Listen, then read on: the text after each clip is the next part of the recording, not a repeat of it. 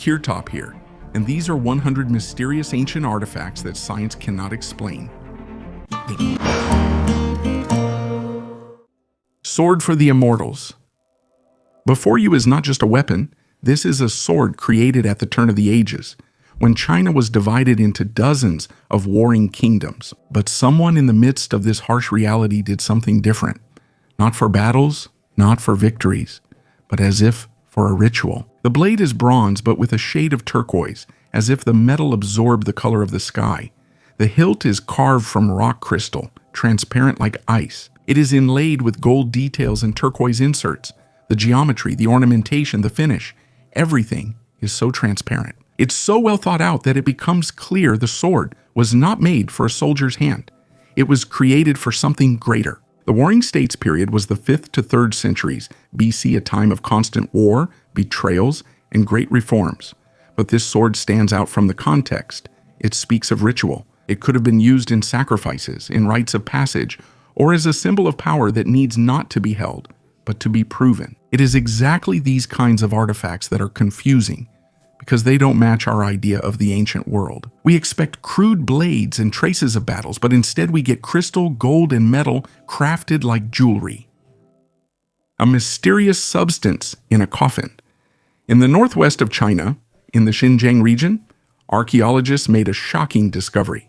In an ancient coffin about 3,600 years old, where Bronze Age mummies were found, a mysterious substance was discovered on the neck of one of the women. Today, scientists are confident that this is the oldest cheese in the world. Researchers extracted DNA from this substance and found out that it is kefir cheese made from cows' and goats' milk. This discovery is important for understanding the origin of kefir and the evolution of probiotic bacteria. Xiaomei Fu from the Chinese Academy of Sciences, together with her colleagues, analyzed the bacteria, yeast, and proteins in the sample, which made it possible to identify the ancient cheese. Research shows that kefir cheese was important for people of that time. It is possible that it was placed in the grave as part of burial customs, as food for the afterlife. Interestingly, 2 types of cheese were found in the coffin. One was made from goat's milk, the other from cow's milk. Genetic studies have shown that the microorganisms in the cheese are similar to modern kefir strains found in East Asia and Tibet. This raises the question of kefir's geographical origin. It was previously believed that kefir originated in the Caucasus, but new data suggests the possibility of a second source in Xinjiang. These results show that kefir spread around the world in different ways, and its history is closely linked to the evolution of human culture. The oldest mineral on Earth. In 2001, a unique zircon crystal was discovered in Australia, which is recognized as the oldest mineral on Earth. Its age is an impressive 4.4 billion years, which makes it a witness to the earliest stages of our planet's formation. This tiny crystal gives scientists the opportunity to understand how the Earth cooled and formed during its first billions of years. Today, this rare artifact can be seen at the Geology Museum of the University of Wisconsin in Madison, USA. Zircon is interesting not only because of its age, but also because its resistance to destruction allows it to preserve information about ancient processes that took place on Earth, making it a true keeper of our planet's history. The Antikythera mechanism. We should also mention the remarkable archaeological discovery that many consider the first known analog computer, the Antikythera mechanism. This complex device was created to predict astronomical events, such as the positions of the planets in solar eclipses, and could track cycles, including the 4-year period of the Olympic Games. It also allowed for precise calculation of lunar phases and solar years. Its functionality and complexity are astonishing, considering it was created more than 2,000 years ago, between 150 and 100 BCE. The Antikythera mechanism was discovered in 1901 among the wreckage of an ancient ship that sank near the Greek island of Antikythera. Its discovery was a real sensation since the mechanism consists of numerous bronze gears and wheels, making it incredibly complex for its time. The largest gear in the device has a diameter of about 13 centimeters, and the overall construction indicates a high level of skill among ancient engineers. Scientists are still studying this artifact using modern technologies such as X-ray imaging and 3D scanning to uncover all of its functions. The Antikythera mechanism is considered evidence that the ancient Greeks possessed knowledge and technologies that were lost for many centuries afterward. This mask is forbidden to be seen by women. The Pitt Rivers Museum at Oxford University displays a wooden mask made by the Igbo people of Nigeria. According to the beliefs of this people, women are forbidden to see the mask, and only men are allowed to use it during ceremonies and rituals. The museum put up a warning sign about cultural safety and removed the image of the mask from its website. The Igbo mask has deep cultural significance, symbolizing spiritual power and protecting the traditions of the tribe. It was used exclusively by men, which emphasizes its importance in religious and social rituals. Art historian Ruth Millington noted that denying all women access to the artifact because of one culture's taboo is an extreme measure. She believes that women should have the right to decide for themselves whether they want to see the mask after learning about its cultural features. A 4,500-year-old ritual axe. In China, in the city of Wuxi, archaeologists have discovered an ancient ritual weapon, a 4,500-year-old axe with an engraving. The axe belongs to the Lingzhu culture, one of the most advanced cultures in China at that time. This culture lived in the Yangtze River Delta, but when floods occurred, the Liangzhu people were forced to leave their capital and settlement. This led to their complete disappearance around 2300 BC. Scientists found 329 stone tools, 73 stone and bone arrows, and many other artifacts made of ceramics and jade. The most interesting item is an axe which has images of tigers, cloud patterns, and birds engraved on both sides. The axe was found on a sacrificial platform, and it shows signs of wear and damage. Scientists believe that the axe was not used in battles, but in rituals and ceremonies to symbolize power. Liu Baoshan, the head of the local archaeological institute, said that the patterns on the axe were made using a harder stone tool. This is the first axe with a tiger engraving found in this region. Now we will delve even deeper into history and see what we find. Наши предки более 100 тысяч лет назад. Skulls with nails. In the southeast of Spain, among the ruins of ancient settlements, archaeologists found something that immediately evokes a sense of unease. 7 severed heads, some of which have huge metal nails driven into them, not all the way through, but with obvious force, as if the skulls were nailed to something. But why? Initially, they believed these were war trophies meant to intimidate enemies, but chemical analysis of the bones revealed something unexpected. Not all the skulls were from outsiders. In one of the cities, 3 out of 4 heads belonged to people who came from far away, while in another, almost all turned out to be locals. And that changes everything, because in one place, apparently outsiders were really executed and put on display, while in another, their own ancestors were kept as relics. The heads were found near houses, inside the dwellings. So this is no longer a demonstration of power, it's about memory and respect. The Greeks wrote that the Gauls kept the heads of their enemies in boxes, and Spanish mercenaries carried them on spears. But in reality, things were more complicated. Пивоварение. Brewing. The history of beer dates back to the Neolithic era, more than 11,000 years ago. It is one of the oldest beverages that accompanied humanity in the early stages of its development. Some scientists even hypothesize that people started growing grain not for food, but to brew beer. This beverage may not have just been a way to quench thirst, but also played an important role in rituals and social interactions. Brewing is mentioned in one of the oldest literary works, the Epic of Gilgamesh, which is about 3,800 years old. This text, created in Mesopotamia, shows that even then beer was known and valued in society. Beer also played an important role in the legislation of that time. In the Code of Hammurabi, the collection of Babylonian laws, beer establishments were mentioned as places that were monitored especially strictly. The owner of a tavern had to maintain order, and if criminals gathered in his establishment, he could be sentenced to death.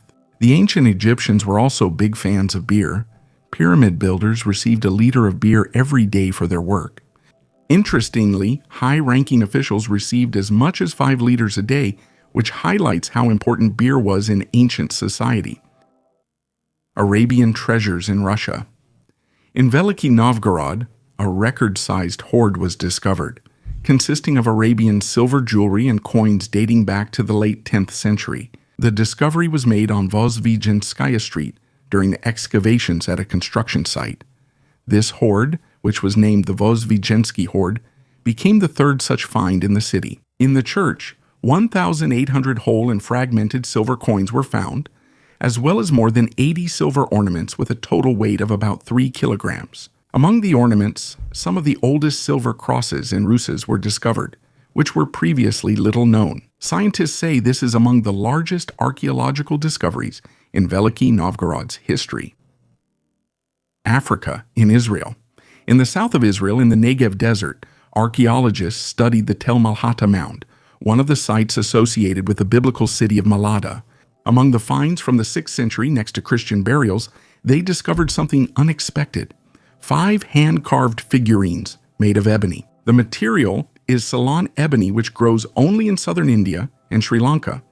That is already a mystery in itself, but what is most surprising are the faces. The figurines depict male and female torsos with expressive features, broad cheekbones, flat noses, and a high forehead line. Researchers are sure that these images have African features. On their heads are massive headdresses with holes, possibly to wear the figurines as pendants or amulets. The burials themselves are Christian. Nearby were glass vessels, jewelry made of bronze and stone, alabaster items. And among all this, there were figurines that clearly come from another culture and another world. This is not just a trade item, it's an object that had meaning. Perhaps these were images of ancestors, or maybe symbols of their homeland, which were kept even after converting to a new faith. Byzantine Palestine was a crossroads. Caravans, ships, and merchants came from Africa, Arabia, and India. These figurines could have traveled hundreds of miles, changed dozens of hands, and ended up here in the sand among the tombstones. For archaeologists, this is a rare find. It shows how deeply and intricately cultures were intermingled. The oldest photographs of people. Among the old photographs in family albums, you can find rare pictures of ancestors who were born at the beginning of the 19th century. But who was the very first person to be photographed? Several historical figures whose photographs have survived to this day claim this title: Hannah Stille Gorby. She was born in 1746 and lived in Delaware. Apparently, Hannah was a housewife and a farmer. The photograph of Stille was taken in 1839 when she was 93 years old. This is one of the oldest photographs of a person that has been preserved. Conrad Heyer. This person was born in Waldoboro, when it was part of the province of Massachusetts Bay. He was born around 1753, although the year of his birth is disputed. It is believed that his photograph was taken in the early 1850s. Mary Manrose Anderson, born in 1748 in the Massachusetts Bay Colony. In 1748 in the Massachusetts Bay Colony, Mary lived until 1852 when she was 104 years old. Aunt Moser. Her photograph was taken in 1852. At the time the photo was taken, according to various sources, she was 103 years old, which also makes her one of the oldest women ever photographed. Ezra Green. Born in 1746 in Massachusetts, Ezra became a military surgeon. He lived to be 101 years old and died in 1847. The photograph of Green is one of the earliest surviving ones. John Adams. John was born in 1744, and in addition to serving in the army, worked as a shoemaker. 2 years before his death at the age of 104, he posed for a daguerreotype portrait, which is considered one of the oldest. Baltus Stone. A veteran of George Washington's army, born in 1747, posed for photographs at the age of 103. Shortly after that, he passed away. John Owen. Born in 1735 in Salisbury, Owen lived to be 107 years old, making him one of the longest-lived people ever photographed. Caesar, African slave. He was born around 1737. During his life, he outlived several generations of owners. At the age of 115, he posed for one of the earliest daguerreotype portraits of African Americans. Caesar died in 1852, leaving behind a rare testimony from the 19th century.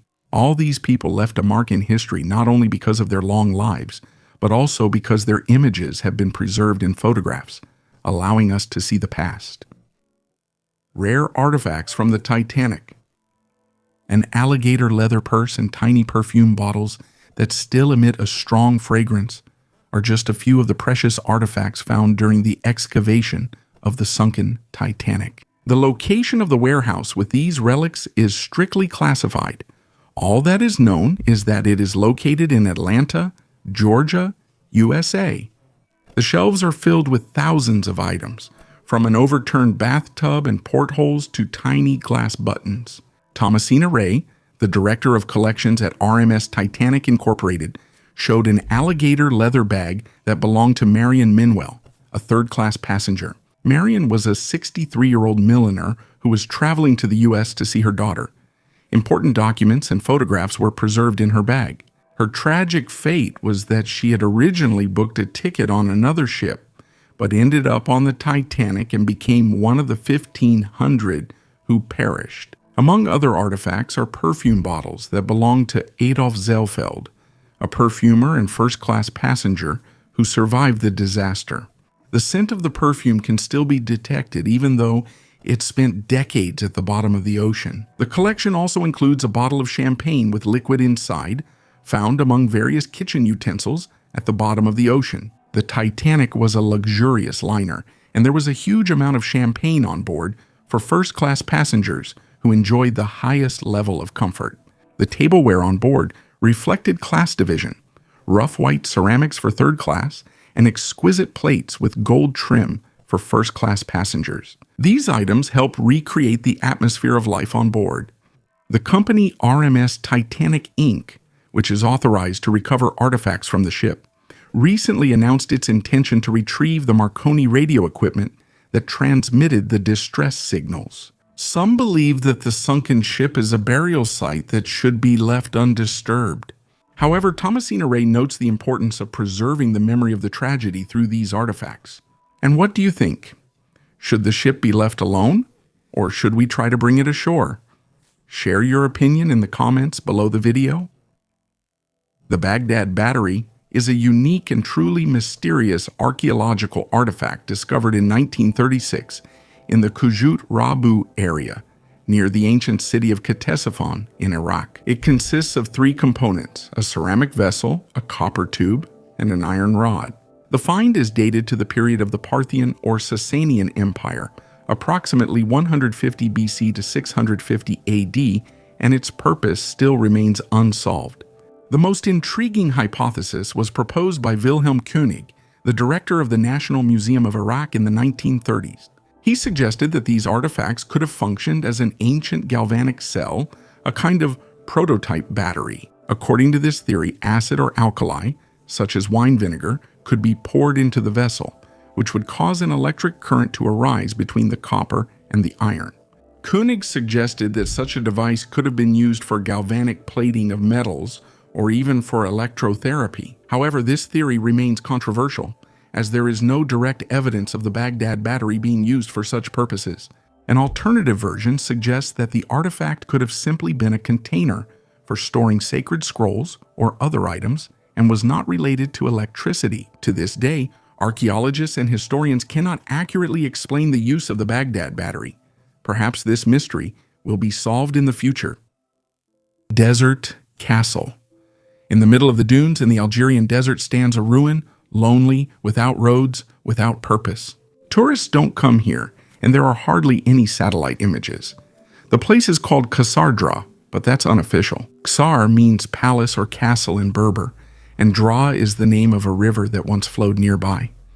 No one knows who built this castle. There are no exact dates and no remains of a settlement around, just stone outlines against the sand. It feels as if the structure was cut out of time and simply forgotten. It's amazing that even in the age of geolocation, drones, and expeditions, there are still places that can. Perhaps it is these kinds of ruins that are the most important, because they don't fit into the usual picture. A tomb from the time of the ancient empire. The history of China is unique and very interesting. It seems to me that much more should be said about this amazing country, so that archaeology is associated not only with ancient Egypt. So a few years ago, archaeologists found an ancient tomb in China built during the Jin Empire. This empire was located in the territory of northern China and what is now the Russian Far East. Workers discovered the stone tomb in 2019, 650 kilometers from Beijing. Archaeologists found out that the tomb is decorated with figures of lions, sea anemones, flowers, and guardian spirits. One figure is of a woman, the other of a man. Inside the tomb, the bricks look like carved wood, possibly without paint. The remains of 3 people were found in the tomb. 2 adults aged 50 to 60 and 1 child aged 6 to 8.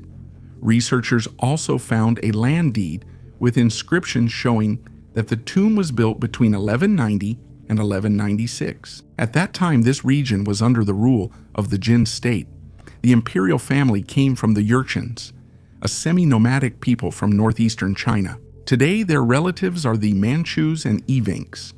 In 1207, the population of this state was 53 million people. Information about the age of the tomb will help date other structures in this region.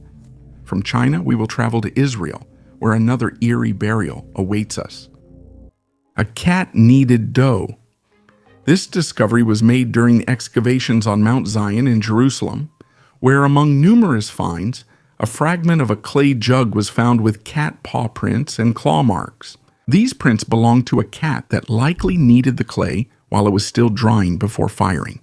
This is the first such find in archaeology. This confirms that the cat felt so comfortable that it allowed itself to display typical feline behavior on the clay. The fragment of the jug dates back to the Abbasid era, around 750 AD. The traces were not discovered immediately during the excavation, but rather in the laboratory, when the laboratory director, Gretchen Cotter, was carefully studying the materials found on Mount Zion. The size of the paw print is about 3 by 3 centimeters, and the depth of the claw marks indicates that the cat probably stretched and extended its claws, leaving deep marks on the wet clay. Cat kneading is an instinctive behavior that is usually associated with a sense of security and contentment. Cats do this when they feel relaxed and content. Such animal prints on clay artifacts are not uncommon in archaeology, but this is the first time evidence has been found that a cat left claw marks during kneading. Other animals, such as dogs or birds, often left tracks on clay that was drying before firing. This case is unique not only because kneading was recorded on a ceramic artifact for the first time, but also because this ancient feline behavior has changed very little over thousands of years. Cats continue to knead soft surfaces, whether it's a blanket, pillows, or our laps, which brings them a sense of calm and pleasure. A forgotten civilization. On one of the plateaus in western India, far from cities and tourist routes, archaeologists discovered petroglyphs that are estimated to be over 12,000 years old. They are carved directly onto the stone surface. The figures are strange, like stylized people with elongated bodies, heads and arms that resemble something else entirely. Some of the images draw direct parallels with Sumerian mythology and the Inca civilization. A similar figure can be found on seals discovered in Mesopotamia. There, it is a celestial being, a mediator between worlds. And now, the same silhouette suddenly appears on the Indian plateau. Scientists are cautious in their assessments. They say it's a coincidence of forms. They say that we cannot yet speak of a single culture. But there is another point of view. Perhaps these images are the last trace of a civilization about which we know absolutely nothing, which existed long before writing, before the Vedas, before the Indus culture, and its traces remain only on stone. There are more questions than answers. Who carved them? What do they mean? Why do they look so similar to images from other corners of the ancient world? And how did it happen that these signs were literally underfoot, yet almost no one knew about them? The famous man-cat Kim Marco. In front of the historical museum building on Marco Island in Florida, there is a tall statue of a cat-like creature. It's a replica of a unique artifact that was found in 1896. At that time, A Smithsonian expedition was excavating a pond called the Court of the Pile Dwellers, and under a layer of mud, they discovered a wooden statuette, a 15-centimeter figure of a catman, which they named Kim Marco the Cat. It is believed that it was carved by the indigenous people of Calusa Island. The anthropomorphic features and resemblance to the Florida panther led researchers to conclude that the figurine was created before the arrival of Europeans. Today, the Kim Marco cat is on display at the Marco Island Historical Museum. This artifact is one of Florida's most famous discoveries and is there on a long-term loan provided by the Smithsonian Institution. The Catman statue has become a symbol of Marco Island. It is depicted on street signs, souvenirs, jewelry, and even in the design of local businesses. Austin Bell, the museum's collection curator, wrote a book called 9 Lives of the Famous Cat Kim Marco, where he described in detail the history of the discovery and its long journey through various museums. The Altamira Cave. In the province of Cantabria, Spain, there is one of the most famous caves with prehistoric art in the world. These polychrome cave paintings, which are between 15,000 and 36,000 years old, belong to the Magdalenian culture of the late Paleolithic. On the walls of the cave, there are realistic scenes with animals such as bison, horses, and deer, created using charcoal and natural pigments. In addition to animals, you can also see human handprints here, which gives this place not only artistic, but also deep symbolic value. The cave was accidentally discovered in 1868 by a local resident, Modesto Cubillas, but it gained worldwide fame thanks to the research of Marcelino Sanz de Sautuola at the end of the 19th century. His work helped convince the world that these works of art were created by prehistoric humans, because for a long time, scientists believed these drawings were modern. The Altamira Cave offers a unique opportunity to look at the art and life of ancient people. The complexity and expressiveness of the drawings testify to the advanced culture and creativity of the primitive artists. Currently, access to the original cave is restricted to preserve these unique works, but nearby, there is a museum with an exact replica of the drawings, allowing visitors to experience the grandeur of this ancient gallery. Monster burrows. In South America, there are thousands of tunnels. Some are as narrow as animal passages, while others resemble corridors of a military base, 4 meters wide, hundreds of meters long. Who dug them? Water and lava are ruled out. Geologists unanimously say, not nature. There are grooves on the walls, as if made by claws. In one of these caves in Argentina, they found the answer: the skeletons of 2 giant sloths, each weighing about 4 tons, with claws up to 20 centimeters long. They needed tunnels of that size. It is believed that they dug burrows for generations to raise their offspring and to shelter from the glacial climate. And the narrower passages might have belonged to other monsters, ancient giant armadillos. Their modern descendants also dig, just on a smaller scale. And this raises a question: what else lies beneath our feet, if such tunnels could have been dug not by humans, but by animals? A girl's funerary ornaments. Archaeologists studied finds made on Mount Scopus in Israel and discovered a lead coffin with treasures such as gold earrings, a hairpin, a gold pendant, gold beads, carnelian beads, and glass beads. These ornaments were found by archaeologist Ale Adler back in 1971, but only now have they been studied and published. The team of archaeologists studied the newly discovered treasures. They consider this a very valuable find. Some of the ornaments feature symbols of the Roman goddess Luna, the patroness of young girls. If a girl died young, ornaments with the goddess's symbols were placed in the grave for protection in the afterlife. Other gold earrings and ornaments were found during excavations on the Mount of Olives in Jerusalem in 1975. Such burials and ornaments are well known in the Roman world and reveal insights about the Jewish population of that time. As a result of, after the destruction of the Jerusalem temple and the expulsion of the Jews, the city was populated by settlers from the Roman Empire. The burial of a young girl with her jewelry is a touching archaeological find. We can imagine how her parents or relatives placed these valuables in her grave, hoping they would help protect the girl in the other world. Despite the centuries that have passed, we can all understand these feelings of loss and the desire to protect one's child, no matter what.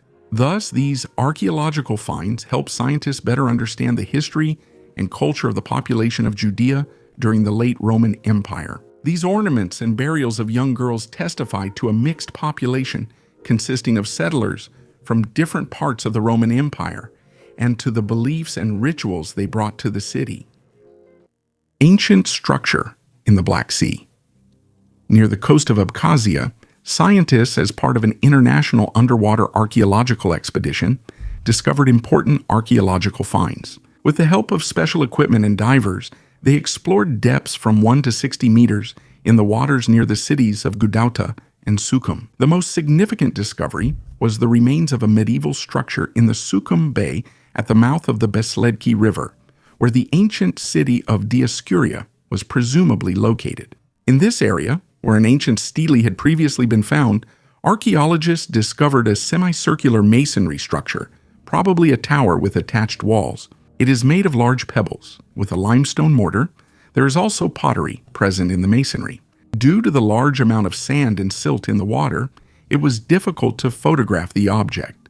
So a detailed examination is planned for 2024-2025. In the waters near the city of Gudauta, archaeologists found many vessels from the ancient and medieval periods, including an amphora at a depth of 4,850 meters. Unusual remains of ancient monkeys. In one of the caves on the island of Hispaniola in the Caribbean Sea, fossilized remains of ancient ancestors were found, primates that were likely preyed upon by a large predatory owl. The discovery was reported in the Journal of Human Evolution.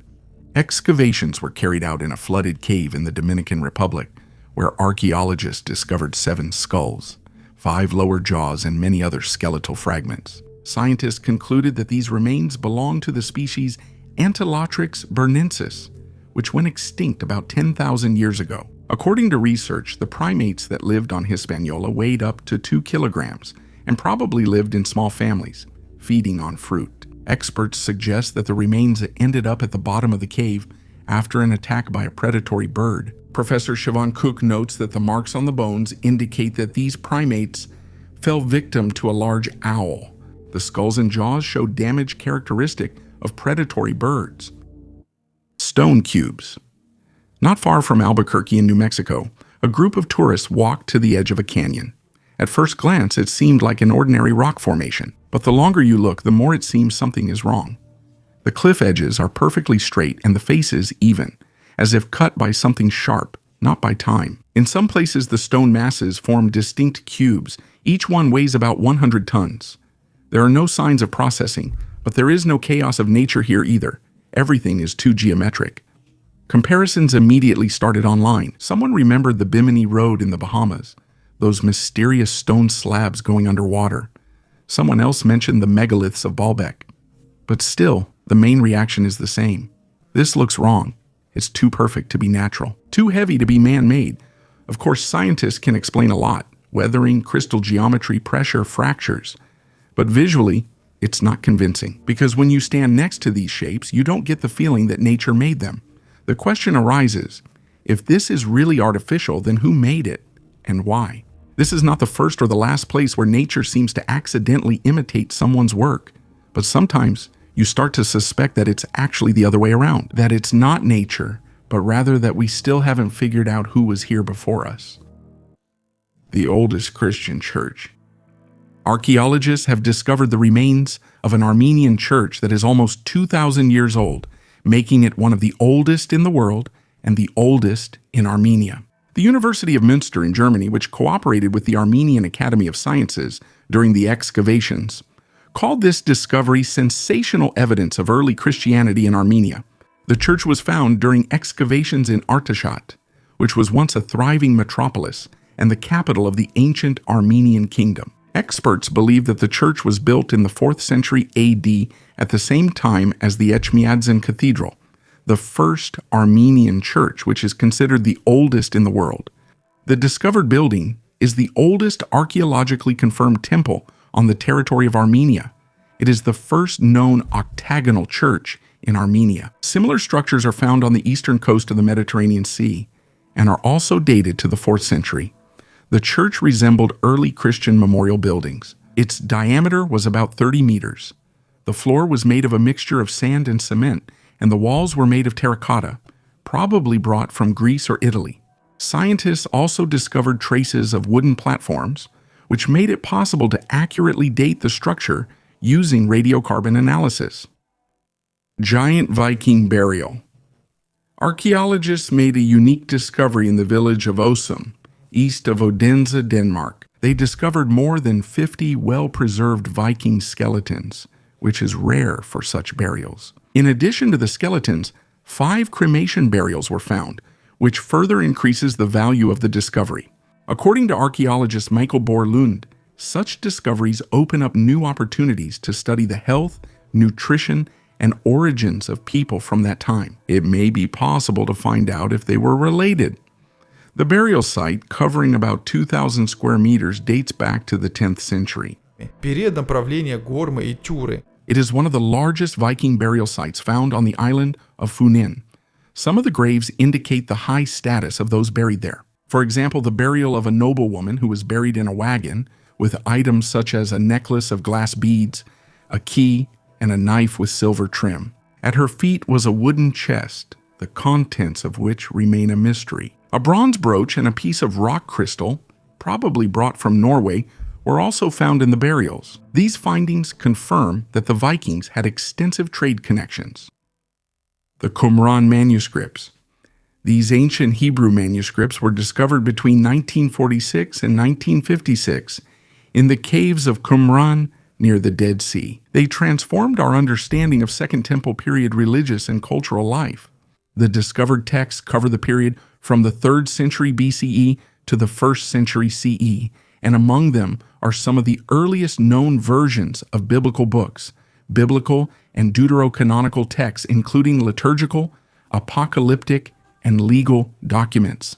The biblical manuscripts are especially valuable as they allow us to trace the development of the scripture text and provide unique comparative material for analyzing changes in religious texts of that time.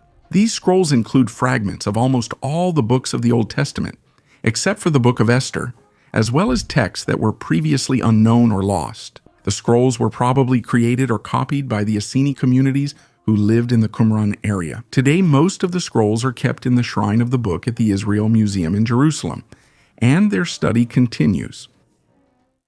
The Master's Chest. In 1936, on the island of Gotland, a farmer lifted his plow and came across a wooden chest bound with chains and locked. Inside, there was neither gold nor weapons. There were tools, more than 200 of them: hammers, drills, chisels, awls, scissors, forged locks, and hinges. They were all functional, undecorated, and clearly used, dating back about 1,000 years. These belonged to a Viking-era craftsman. And what's especially interesting is that the shape of most of the items was almost identical to modern ones. Hammers with comfortable balance, scissors with springy handles, chisels, sharp and precise. Many of them could be found in a modern carpenter's toolbox and wouldn't raise any questions. The chest was found at the site of a former lake. Why it ended up there is unknown. It could have been hidden from a thief or sunk in a hurry while fleeing. Perhaps its owner simply didn't have time to return. Then the place was forgotten, but the items remained. Metal was expensive in that era. Such a set was more than just property. It was work, a craft, accumulated knowledge. And in this chest there is neither legend nor relic, just a life gathered in one box. The oldest liquid wine. Spanish scientists discovered a glass urn with cremated remains in liquid in an ancient Roman underground mausoleum in Carmona, which turned out to be the oldest known. The find is about 2,000 years old.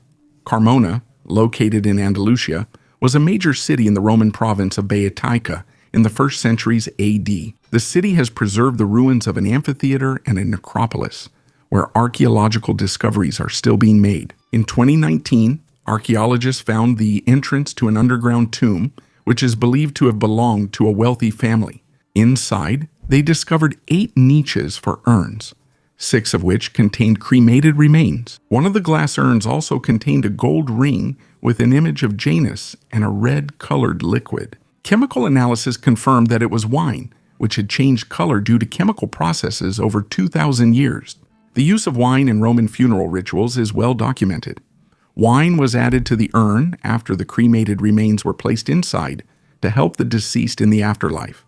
This discovery is important evidence of Roman customs and confirmation of the longevity of their traditions. Earlier, other interesting artifacts were found in the mausoleum, such as an ancient Roman unguentarium with traces of perfume made from patchouli essential oil.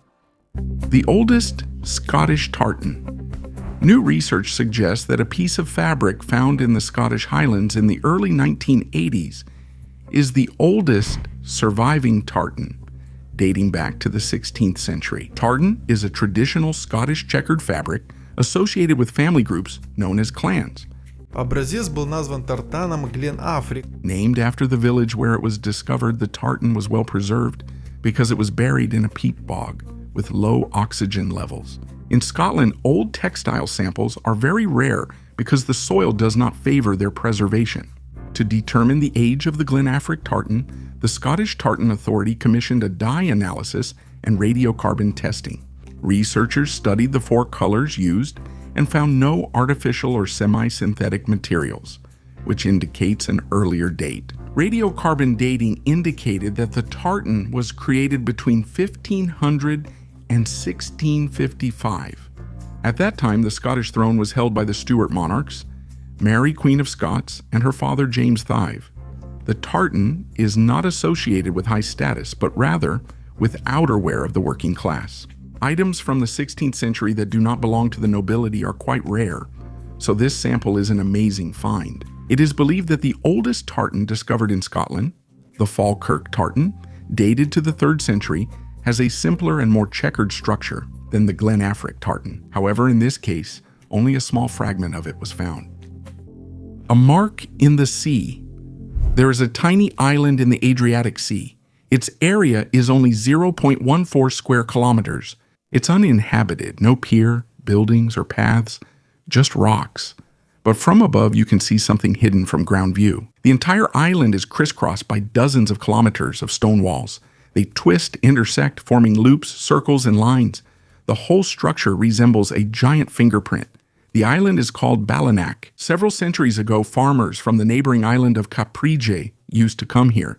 They planted grapevines, olive trees, and built protective walls against the wind, stone, by hand.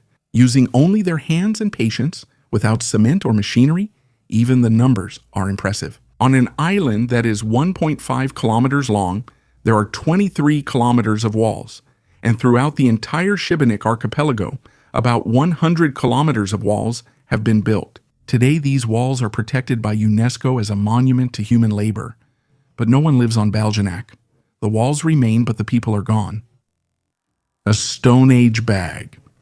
Around 2500 BC, a Neolithic resident in what is now Germany found a unique way to decorate his bag. During the excavations near Leipzig in 2012, archaeologists discovered more than 100 dog teeth carefully arranged in a grave, suggesting that they decorated the flap of a bag. Archaeologists noted that over time, the leather or fabric of the bag disappeared, leaving only the teeth all pointing in one direction. These teeth likely decorated the outside of the bag. They are all arranged in the same way, resembling a modern flap. These finds were made at the Profin quarry. Other important artifacts were also found in the same area, including the burial of a woman who lived around 1950 BC and was buried with half a kilogram of gold jewelry. However, even among such rich finds, the bag with dog teeth became a real discovery. This is the first time archaeologists have found direct evidence of such an accessory. Decorating this bag required the teeth of about 10 dogs. In other burials from that time, archaeologists also found wolf and dog teeth, as well as shells, which apparently were used to decorate blankets and clothing. When the fabric decomposed, only these decorative elements remained.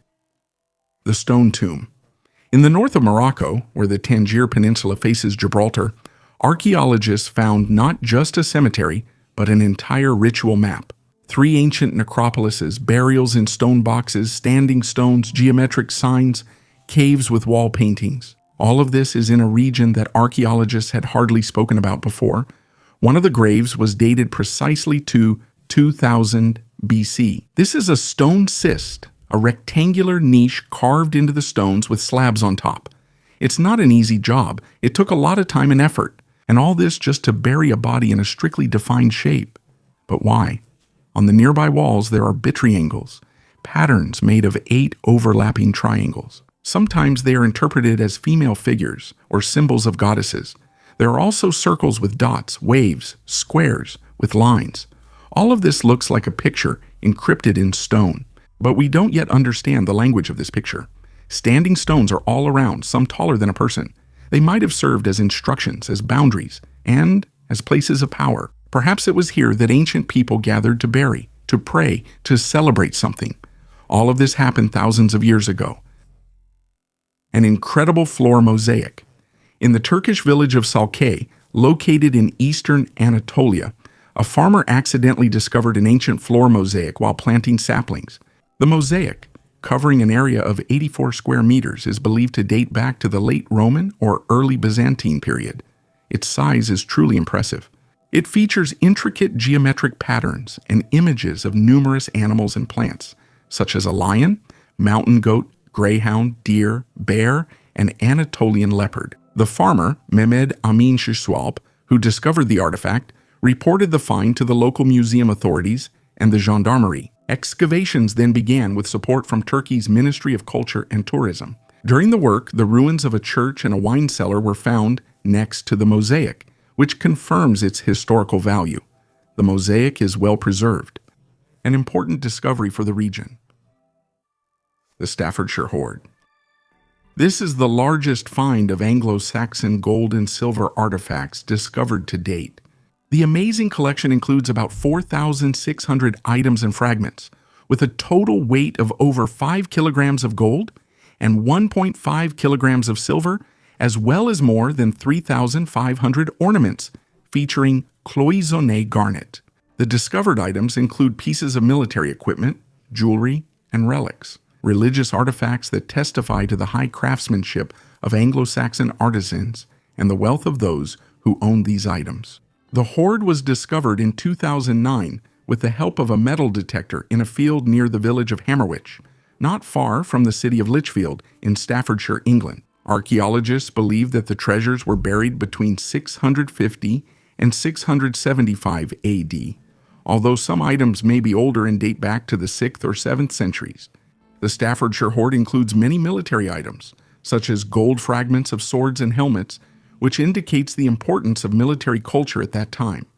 The discovered religious artifacts are of particular value as they testify to the spread of Christianity in Anglo-Saxon Britain. Today, the Staffordshire hoard is exhibited in various museums across England and continues to attract the attention of researchers and history enthusiasts from all over the world. Faceless figure. In the Damjili cave in Azerbaijan, archaeologists found a tiny sandstone figurine only 5 centimeters long. The details are crafted with remarkable precision, the hairstyle, belt, and clothing, but the face is missing, with no gender or expression, only a reserved pose and the impression of a human form. This 9,000-year-old find is the first human figurine from the Mesolithic period discovered in the South Caucasus. Its significance lies not just in being the first, but in its existence. Before ceramics existed in the area, someone was already carving a human figure. Scientists think the figurine is from a transitional time when nomads and potters began settling, and not only dwellings but rituals, memory, and symbols emerged. The Neolithic period didn't come all at once. It appeared gradually, quietly, and almost unnoticed. A 1,000-year-old collection of medieval games. Archaeologists have discovered a collection of medieval gaming items in a forgotten castle in southern Germany. Among the finds are a well-preserved chess piece, gaming tokens, and dice, dating back to the 12th and 13th centuries. These items provide a unique insight into early gaming culture. The chess piece in the shape of a knight is especially significant, as it dates back to the early spread of chess in Europe. Laboratory analysis showed that one of the sides played with red pieces. The wear marks on the piece indicate that the rules of the game have been preserved to this day. In the Middle Ages, chess was one of the 7 skills that a good knight had to master. This explains why many chess pieces are found in castles. In addition to the chess piece, flower-shaped game tokens and a die marked with 6 dots carved from horn were found. Artifacts found under the wall's rubble help scientists better understand medieval noble gaming culture. In the future, researchers plan to conduct further analyses to learn more about the origins of European chess and the significance of games in the lives of medieval knights. Святилище бога войны. In France, archaeologists have found a sanctuary dedicated to the god Mars from the 4th century AD. Nearby, they discovered a Roman necropolis with burial items about 1,500 years old. Excavations are taking place near La Chapelle de Fougeretz, where traces of necropolises of the sanctuary were found back in 1984, and archaeological research began in 2018. The sanctuary is probably dedicated to Mars, the Roman god of war. At the excavation site, dozens of swords and spears, presumably ritual, and a small statuette of the deity were found. Mars was originally the god of fertility and nature, but later became the god of war, similar to the Greek Ares. Archaeologists found furniture remnants, brooches, military items, and coins. It is believed that the sanctuary was used in the early Roman period, and it was abandoned in the 4th century AD. Dwellings with household items and ceramic dishes were found near the sanctuary. In addition, a Roman necropolis with about 40 burials dating from the late Roman period to the 5th century has been excavated. Funerary items were found there, including silver bracelets, pins, buckles, glass and pearl beads, ceramics, and traces of footwear. In one burial, a dagger and horse harness with iron and bronze decorations were discovered. All the artifacts found have been sent for storage for further study. And the next discovery is interesting because it tells us when drugs became popular in Europe. A coin that looks like a medal. This is not just money in front of you. It's a decadrachm, an ancient Greek coin with a value of 10 drachmas. It weighs about 43 grams. Its size is almost like a modern medal, and its purpose is also closer to a medal than to money. Such coins were not used in markets. They were minted for special occasions, victory in war, offerings to the gods, or as a commemorative sign. On this one, there is an image of the nymph Arethusa with a laurel wreath, earrings, and a thin chain on her neck. Around her are 4 dolphins. They seem to be moving in a circle, protecting her, or circling like waves near the shore. This coin was minted in Syracuse. It was here that the cult of Arethusa was especially strong. According to the myth, the nymph escaped from Alpheus and turned into an underground spring that emerges on the shores of Sicily. And nearby are the sea, dolphins, and the city that celebrated its victory through beauty. Decadrachms were minted rarely, usually as a special issue, and were hardly ever used. They were given as gifts, kept, and sometimes placed in graves. Few remain today. Each is more than an artifact, it's a memory carved in silver, a reminder that money was once closer to ritual than to the market. Ancient banks. The practice of lending valuables at interest originated in ancient times, long before the appearance of money. Even then, people exchanged goods or services with the obligation to return more than they received. With the advent of a monetary economy, usury became the foundation of credit operations. In one of the oldest legal documents, the Laws of Hammurabi, compiled in the 18th century BC, there are already articles regulating usury. For example, Babylonian laws limited the interest rate on debts owed by people affected by natural disasters, which can be seen as an early form of borrower protection. Real banks, as full-fledged credit institutions, appeared in Babylon around the 8th century BC. These institutions provided services related to money storage, lending, and currency exchange. In ancient Greece, banking functions were performed by trapezites, people who were engaged in currency exchange. However, their activities were not limited to this. They opened accounts for their clients, provided loans, and carried out money transfers. Thus, even then, banks played an important role in the economy. In ancient and medieval times, religions often condemned and banned lending at interest. Christianity and Islam actively fought against usury, considering it an immoral and wrongful practice. Nevertheless, the need for loans has always existed, and people found ways to circumvent religious prohibitions. For example, in medieval Europe, Jews, who were not subject to Christian prohibitions, often became moneylenders, which made them an important part of the economic system of that time. Artificial intelligence has found new geoglyphs. Archaeologists, with the help of artificial intelligence, have discovered 303 new geoglyphs near the Nazca lines in Peru. These figures, depicting parrots, cats, monkeys, orcas, and even decapitated heads, have almost doubled the number of known drawings at this mysterious archaeological site, which is about 2,000 years old. A team from Yamagata University in Japan, in collaboration with IBM Research, has found previously unknown geoglyphs that are significantly smaller in size than the giant geometric patterns created between 200 and 700 AD. These figures, dating back to 200 BC, provide new information about the transition from the Paraxes culture to the Nazca culture, which later created such famous drawings as the hummingbird, monkey, and whale. According to archaeologist Masato Sakai, the use of artificial intelligence has made it possible to speed up and improve the process of mapping the geoglyphs. Thanks to this approach, the team was able to find 303 new drawings in just 6 months, which is much faster than in the previous nearly 100 years when 430 geoglyphs were discovered. Artificial intelligence helped to recognize small relief geoglyphs that are difficult to notice with the naked eye, as well as to analyze huge amounts of data collected by drones to identify potential sites for new discoveries. Drones and artificial intelligence have been a quantum leap in the study of geoglyphs. Some of the new drawings are only 37 meters in size, so they remained unnoticed with traditional research methods. A dam from a different era.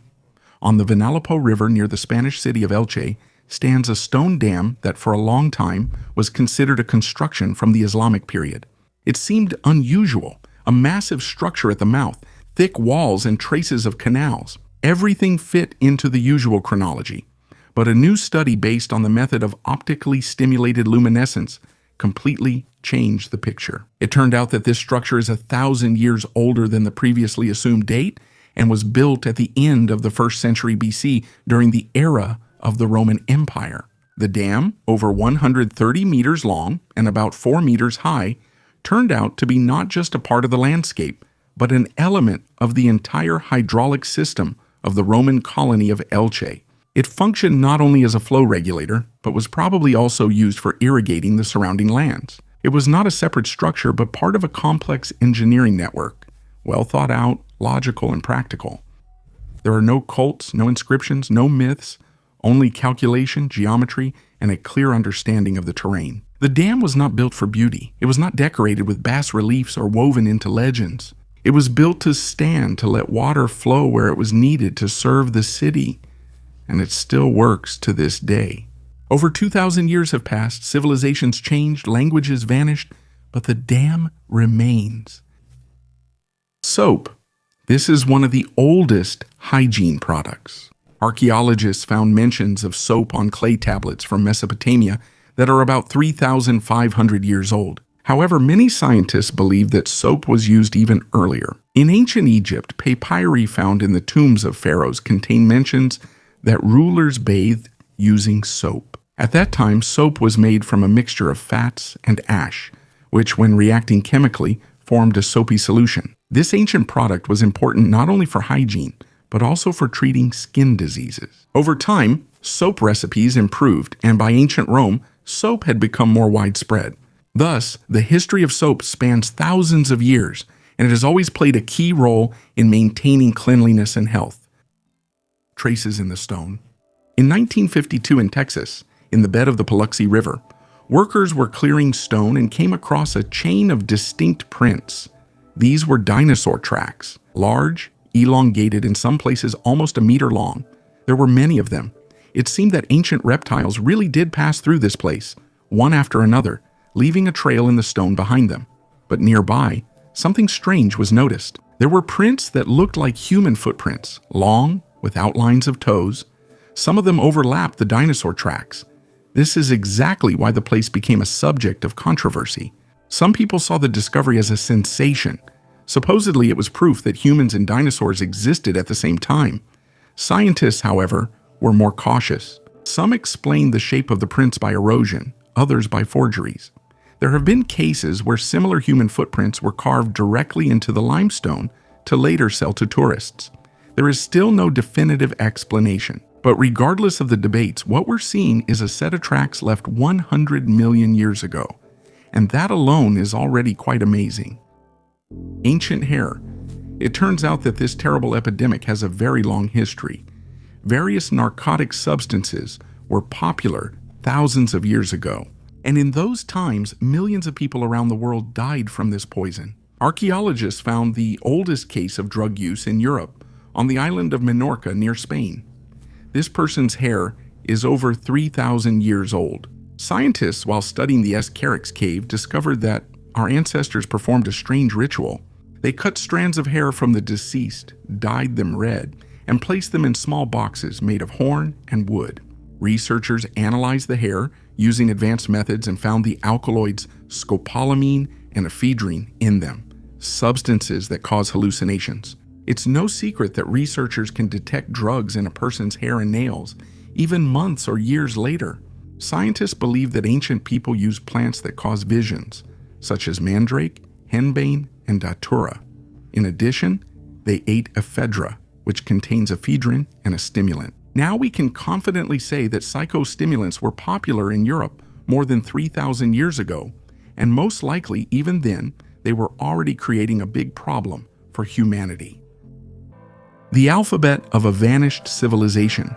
Spanish archaeologists from the University of Barcelona discovered tablets with drawings from the Tartessian civilization of the Bronze Age. Excavations were carried out in Casas del Turuñuelo in the southwest of the Iberian Peninsula, as reported by the Spanish National Research Council. Tartessos is an ancient civilization that flourished on the Iberian Peninsula in the 8th century BC, known for its complex writing system. By the 4th century BC, the Tartessians had disappeared. The discovered tablet, dating back centuries BC, contains 21 symbols of Paleo-Hispanic script and a scene depicting a battle between 3 warriors.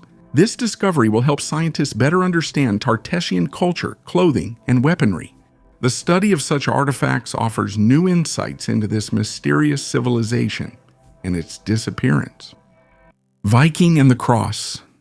In southern Sweden, near the city of Linköping, archaeologists explored an old quarry, an ordinary place where you hardly expect discoveries. But at the top of the quarry, among the stones, they came across a strange structure, a solitary burial, a circle of tightly laid stones with a stone coffin in the center. It stood high up, apart, overlooking the plain, as if the one lying inside was meant to watch over something even after death.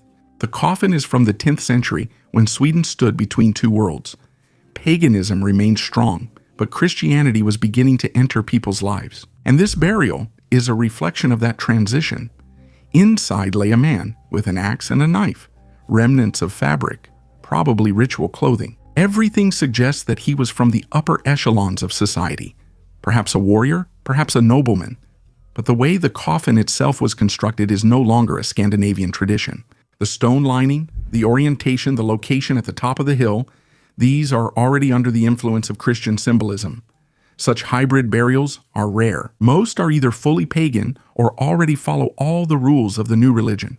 However, here, there's a transition, a blend of rituals. The last pagans are buried with weapons, but now look to the cross or recognize changing values. This person died between eras. He no longer believed in Thor like his ancestors, nor did he accept Christ as his great-grandchildren would. A real Indiana Jones find. Archaeologists made an amazing discovery beneath one of Jordan's largest tourist attractions.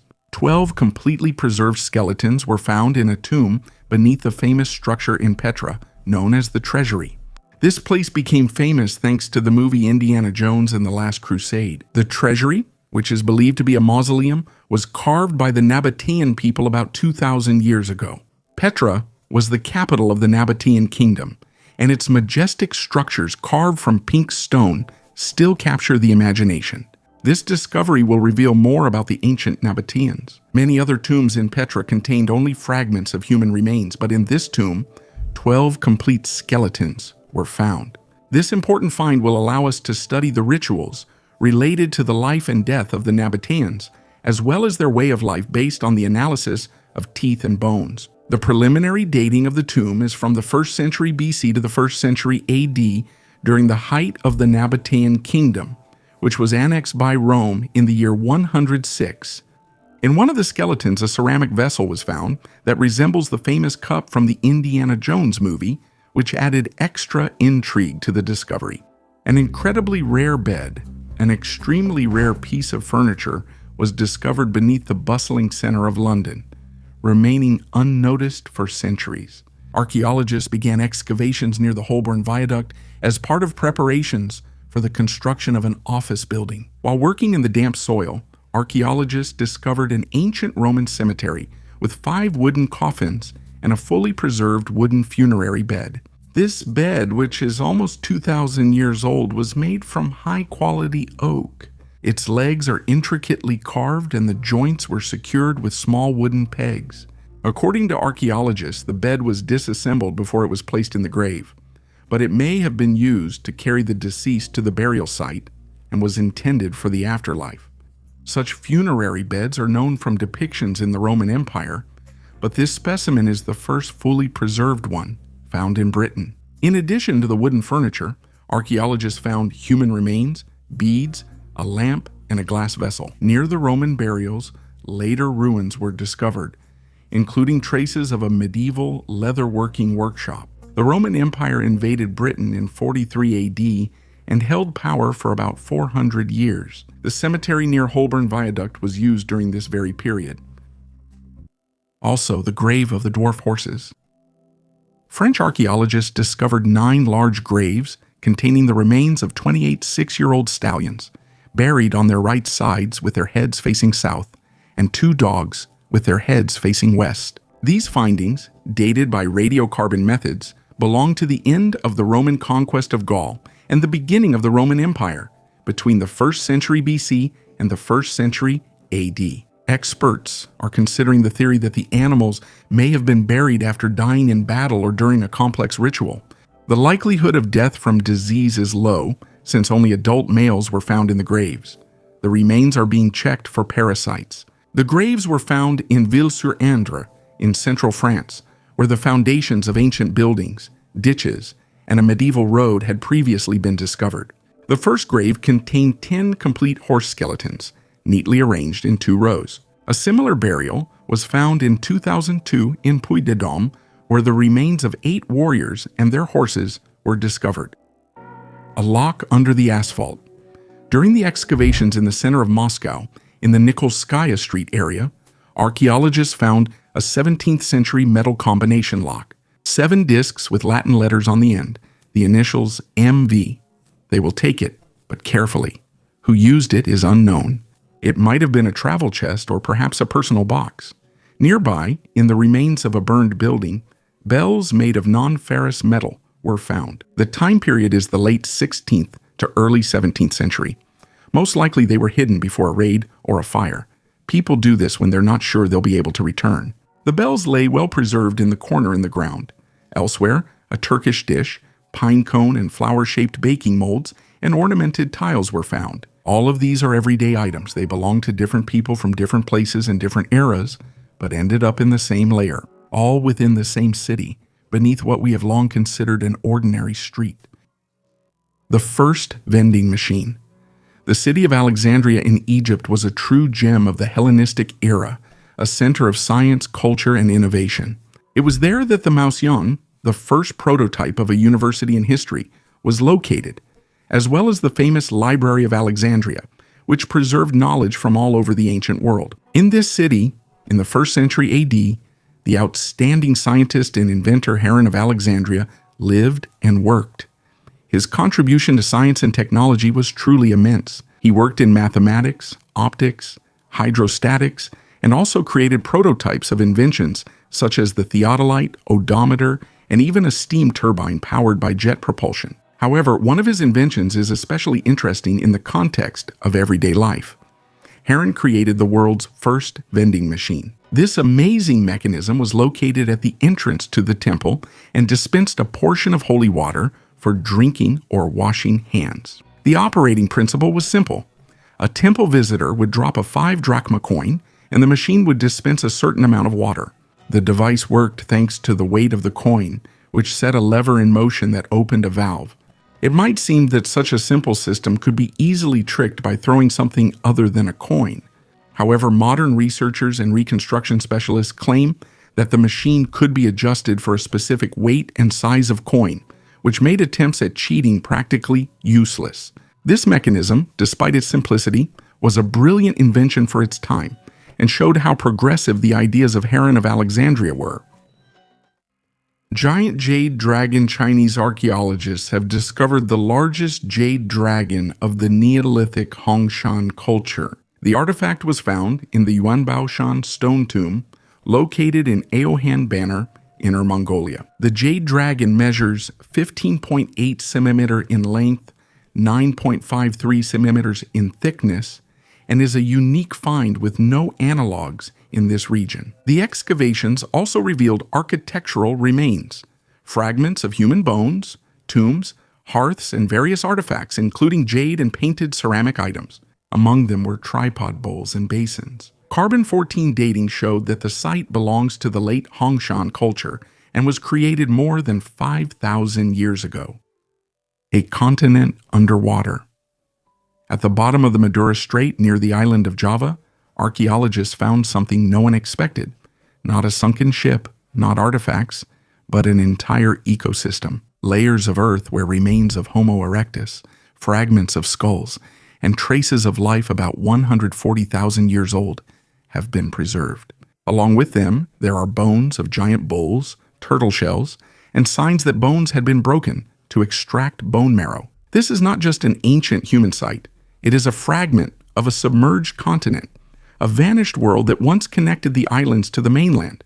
Scientists call it Sundaland. Today it is underwater, but back then it was plains, something like an Asian savanna with rivers, forests, and herds of large animals. Archaeologists found processing marks on animal bones like those seen with mainland Homo erectus, though it was previously thought Javanese groups lacked these skills. Now it's clear there was contact between the populations and cultural exchange as well. People shared hunting methods, ways of butchering carcasses and processing shells with each other. This is about technique, memory, and passing on knowledge. Besides hunting traces, they found mollusk and river shark remains. Everything indicates that there was once a rich, vibrant, and complex landscape here where humans were part of the ecosystem. And now all of this is at the bottom. Sundaland went underwater tens of thousands of years ago, without noise, without traces of cities or temples. It just disappeared. And if it weren't for random finds on the seafloor, we wouldn't even know it existed. It reminds us that huge pieces of history can disappear, not because of a catastrophe, but simply because of time. A fragment of bones from a cooled fire. The Voynich manuscript, one of the most mysterious manuscripts in history. It is an illustrated codex written in an unknown language or cipher, which has not yet been deciphered. According to the results of carbon dating of the parchment, its creation dates back to the period between 1404 and 1438. Despite research, its origin, authorship, and purpose remain unknown, which gives rise to many theories and speculations. The manuscript is named after the Polish antiquarian Wilfrid Voynich, who acquired it in 1912. It consists of more than 240 pages, with mysterious texts and illustrations depicting bizarre plants, astronomical diagrams, strange people, and unknown chemical processes. The unique language of the manuscript has no analogs, and the script and structure of the text have led to numerous hypotheses. Some believe the manuscript is an encoded message created using complex cryptography, while others believe that the manuscript represents a description of a natural or artificial language. There is a theory that the manuscript could have been a hoax created to confuse scholars and seekers of ancient knowledge. Other theories suggest that it is a scientific or medical reference book, possibly dedicated to alchemy or botany. Some even believe that the Voynich manuscript is a work of speculative mythopoetic fiction that is still waiting for its decipherer. Fabric is one of the oldest inventions of humanity, and its history goes back tens of thousands of years. One of the oldest discoveries is a fragment of fabric estimated to be 34,000 years old. This amazing artifact was discovered in the Zudzuana cave in Georgia. Its age indicates that even back then people knew how to make and use textile products. Some fabric fragments were made from plant fibers, which were twisted into threads and then woven. Such technology was a crucial step in the development of human societies, as it made it possible to create not only clothing, but also various household items such as baskets, fishing nets, and tools for carrying loads. This discovery shows that humans developed the skill of working with fibers long before the appearance of complex tools and technologies. Merlin's parchment archives often look boring. Dusty folders, receipts, and the names of long-forgotten people. That's how it was in Suffolk, in an old English estate, an ordinary 16th century account book, and suddenly, under the leather binding, old French text with red and blue initials appears. The archivist stops. An investigation begins, which will lead to the most mysterious legend of Britain, the story of Merlin and King Arthur. The parchment turned out to be a fragment of a 13th century manuscript, at the height of the Knights of the Round Table legend's popularity. Specifically, this part of the cycle is the Suite Vulgate du Merlin, stories describing what Merlin did after Arthur's coronation. Fewer than 40 such copies have survived, and each one is unique. But this one was sewn into a cover like trash, because in the 16th century, old parchments were often used for bindings. Paper was expensive. Scientists couldn't touch the find. It's too fragile. That's when technology came into play. Multispectral imaging revealed the faded ink. An X-ray, originally created for studying fossils, allowed them to look inside the book, and it became clear this is a new scene, previously unknown, 2 episodes. In the first, Gevin fights pagan kings at Combinic. In the second, during a feast, a blind harpist with a white dog appears. He enchants everyone. He requests permission to carry the standard into battle, then vanishes. Later, it's revealed to be Merlin, altering events with magic, disguise, and legend. But that's not the main point. The main thing is that all of this could have remained in the cover forever. A story written by monks 7 centuries ago has survived dozens of generations. Wars, oblivion, and it surfaced only because one person noticed a strange pattern on old leather.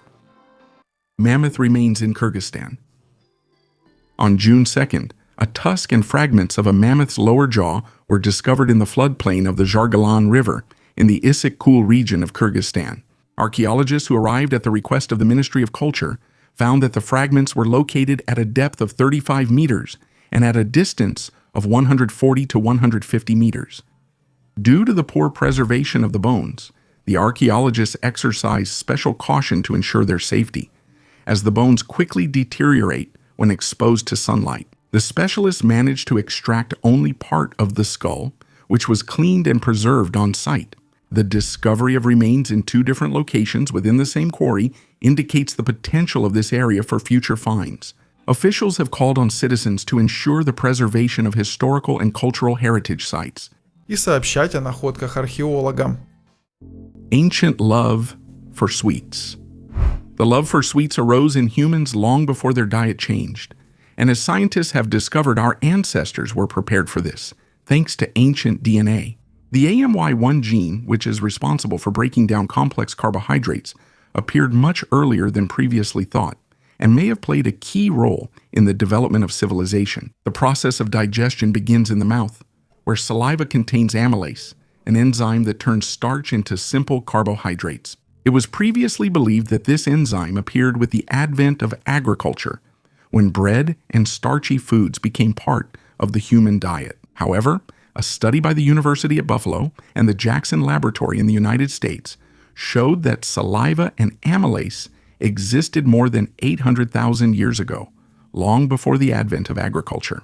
A study of ancient genomes, including those of people who lived 45,000 years ago in Siberia, revealed that they already had between 4 and 8 copies of the AMY1 gene. That the mutation responsible for the synthesis of amylase appeared as a result of natural selection. Moreover, this gene was also present in Neanderthals and Denisovans, which confirms its ancient origin. The comparison also showed that in modern Europeans, especially farmers over the last 4,000 years, the number of copies of this gene increased, which is related to changes in diet. Инженер из будущего. In 1961, in the archive of the Romanian city of Sibiu, a professor was going through old military records and accidentally came across a manuscript. Between the tables and calculations, there were strange diagrams. Not crossbows, not cannons, but multi-stage rockets, stabilizers, nozzles, and mentions of fuel. Everything resembled 20th century technical documentation, yet the document was created in the 16th century. Conrad Haas, an artillery master at the Transylvania court, managed the barracks, drew diagrams, and wrote plainly without embellishment. His treatise was simply titled, How to Make a Good Rocket Capable of Lifting Itself into the Sky. Drawings, calculations, and sparse explanations. It was as if he was really trying to build something that did not yet exist at that time. Little is known about his life. He was born in 1509. He was an engineer. He did not take part in battles, but he created weapons. At the very end of the manuscript, he left a phrase unlike anything else: more peace and less war. Let the guns stay under a roof. Let no shot be fired. Then the prince will save money. А оружейник свою жизнь. This is not a statement, just a quiet line at the bottom of the page. Ancient Roman giant. In the area near Rome, archaeologists discovered a unique ancient human skeleton with gigantism. Standing at 202 centimeter tall, the man stood out among his 3rd century contemporaries, when the average height was about 167 centimeters. Gigantism is an extremely rare condition, affecting about 3 people per million, and is associated with pituitary gland dysfunction during childhood. Partial skeletons have been found in Poland and Egypt, which are believed to indicate gigantism. However, the Roman discovery became the first confirmed case from ancient times. The skeleton was found in 1991 during the excavations of a necropolis in Fidene under Roman rule. The archaeological team immediately noted the unusual length of the tomb, and later studies confirmed the peculiarities of the bones. Researchers found damage to the skull consistent with a pituitary tumor, as well as disproportionately long limbs and signs of bone growth in early adulthood. The man's early death, presumably between the ages of 16 and 20, may indicate issues related to gigantism. The skeleton was found without any burial goods, and the burial itself did not differ from the traditions of that time, which suggests that he was accepted by society. The symbolism of this find highlights the interest of the Roman upper class in people with physical anomalies. These microbes are 2 billion years old. Scientists have discovered the oldest microorganisms living in the depths of our planet. In South Africa, rocks about 2 billion years old were found, which is impressive in itself, but the discovery of living microbes in them was even more sensational. These organisms are the oldest microorganisms ever found in such ancient rocks. Before this discovery, it was believed that the oldest living microorganisms had been found in geological layers about 100 million years old beneath the ocean floor. But new research has shown that even rocks that are 2 billion years old can be habitable. This discovery significantly expands our understanding of life in extreme conditions and its evolution on Earth. Microbes were discovered in a crack of ancient rock extracted from the Bushveld igneous complex, the largest igneous rock intrusion on Earth. This region is famous for its ore deposits, including about 70% of the world's platinum reserves. Microorganisms living in such conditions develop incredibly slowly and are capable of existing for billions of years. This discovery is important not only for studying life on Earth, but also for future research on Mars. Microbes that have survived in such extreme conditions give hope for the possibility of life existing beneath the surface of other planets. Room under the influence high in the Andes, on the territory of the ancient Chavin de Huantar complex, archaeologists stumbled upon a room they were not supposed to find. Completely buried, with no visible entrances, no windows, no doors, only a narrow passage, as if someone deliberately hid this space from prying eyes. Inside, there are 23 artifacts. All are related to the use of psychoactive substances.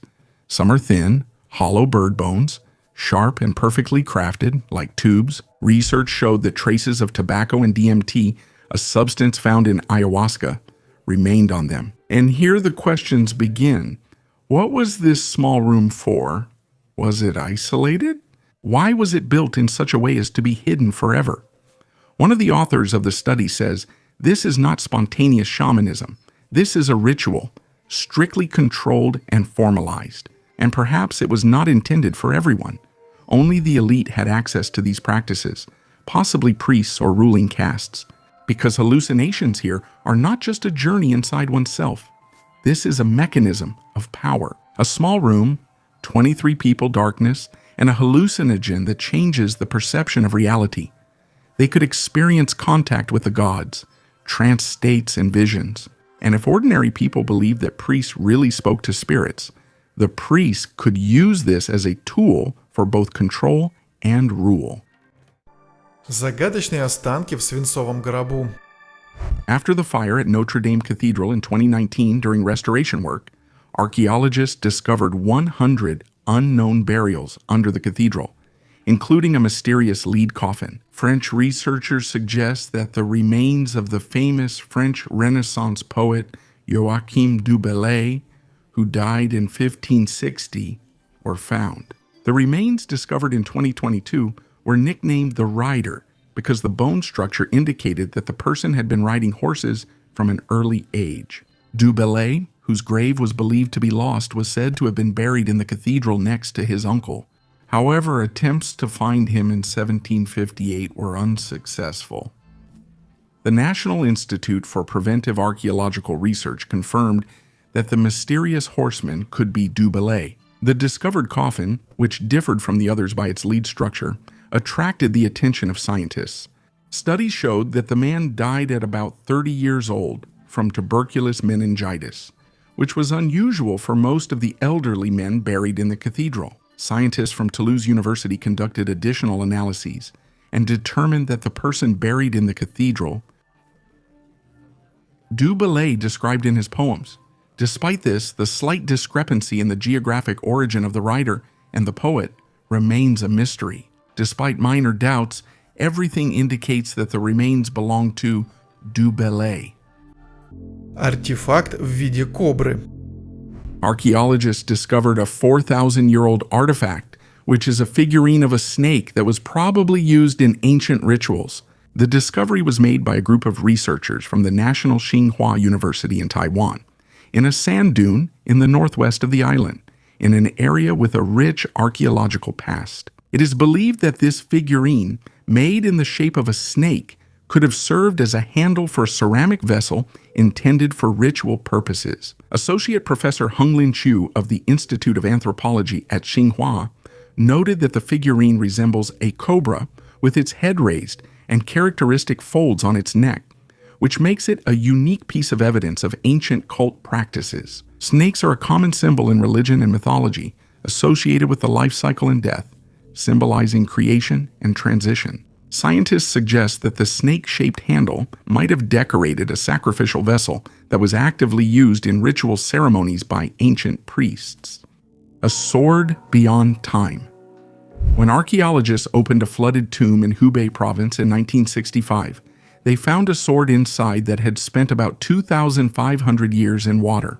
It was lying in a wooden scabbard without any conservation or protection, yet it looked as if it had been made recently. The blade was shiny, the pattern was clear, and it cut paper like a razor. On its surface was an engraving with the owner's name, Gu Jian, King of Yue. This sword isn't just a weapon. It was crafted with remarkable precision.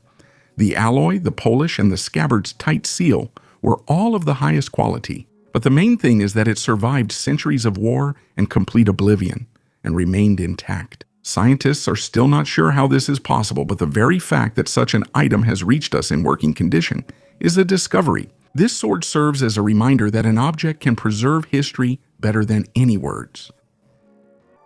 The gold of the Ptolemies. This diadem is over 2,000 years old. It was created in Egypt during the Ptolemaic dynasty, a period that began right after the death of Alexander the Great. Most likely it belonged to one of the noble women, a queen, a priestess, or an heiress at the court. The ornament is made from thin sheet gold. Torches, symbols of power and light, are depicted on the sides, while the Heracles knot, a protective Greco-Roman amulet linked to healing, good fortune, and childbirth, is in the center. On the diadem, it's not used as an amulet, but as part of the design tied along the forehead. Golden tassels hang from the lower edge. Originally there were 8, but only 5 remain. As the head moved, they swayed, catching the light. The carnelian, garnet, and pearl inlays are visible only up close. The ornament was not created for showy effect, but as part of a person's look. Such items rarely survive to this day, especially in nearly complete condition. The diadem is now in the Getty Museum, where it is displayed separately under spotlighting.